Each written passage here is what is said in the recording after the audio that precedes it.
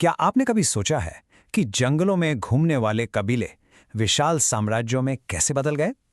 Welcome everyone. I'm absolutely thrilled to be your guide today as we trace the incredible evolution of state and society in ancient India up to the year 1000 CE. We're going to see how humanity essentially leveled up from basic survival to complex, thriving civilization. आइए इतिहास के इस शानदार सफर की शुरुआत करें. We'll be hitting 5 major milestones today. First, from tribes to society. Second, Vedic age transitions. Third, great empires and administration. Fourth, ancient education and culture. And we'll wrap up with economy and trade. Section 1. From tribes to society.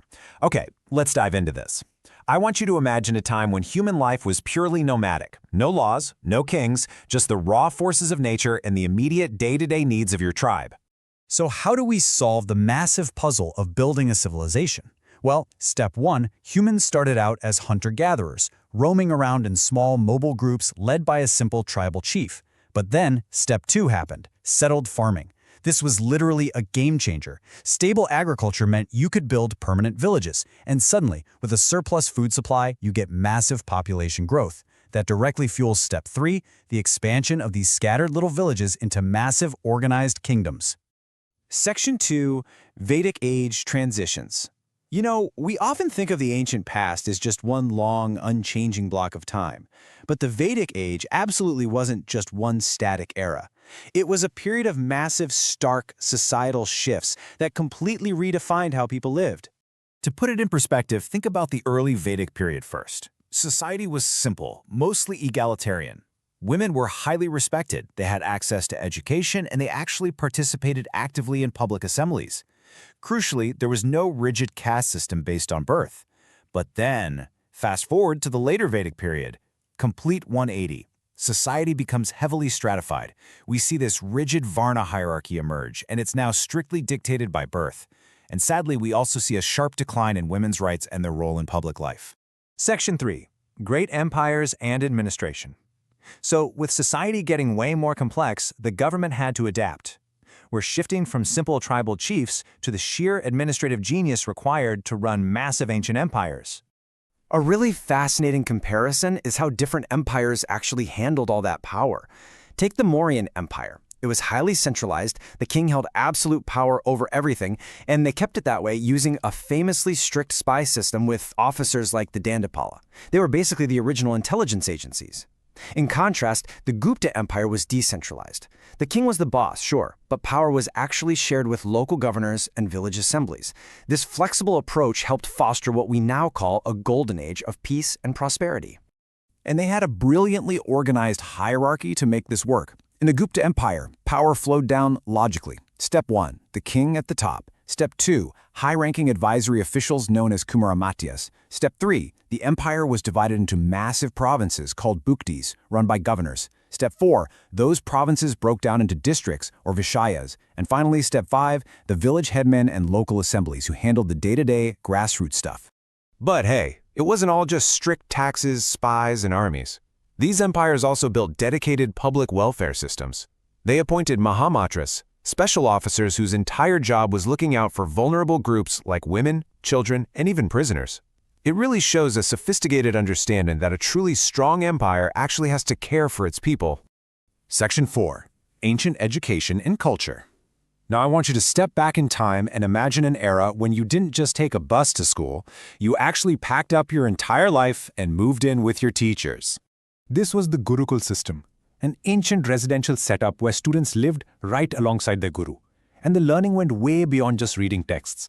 They were absorbing self-discipline, moral values, life skills. The best part? Education was basically free. Students helped out their teachers in exchange for knowledge. It was this incredibly powerful oral tradition where discussing ideas and living the knowledge were just as important as studying your math or grammar. And over time, this love for learning scaled up to an unimaginable degree. I mean, we're talking about massive, world-renowned universities. You had Taxila University, a global hub for medicine, law, and military science. Then there was Nalanda University, the absolute greatest center for Buddhist learning, pulling in scholars from across the world. And culturally, this era gave us epic literature like the Ramayana and Mahabharata, plus the brilliant plays of Kalidasa. The scientific breakthroughs, honestly, will blow your mind. Scholars like Aryabhata brilliantly explained the concept of zero, the decimal system, and literally figured out the Earth's rotation on its axis long before telescopes were a thing.